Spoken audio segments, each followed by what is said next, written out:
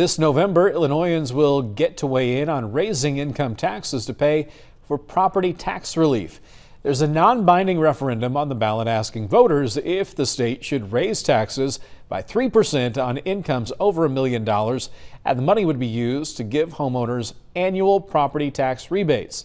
Former Illinois Governor Pat Quinn supports the referendum, saying the current system is unfair. There are tax breaks for millionaires and tax bills, high property tax bills for everyday people. That's not a fair system. It really violates the fundamental principle of old as the Bible, that taxes should be based on ability to pay. Opponents fear potential tax increases could lead more people to leave Illinois. The referendum, though, is non-binding. Both income and property taxes will not change.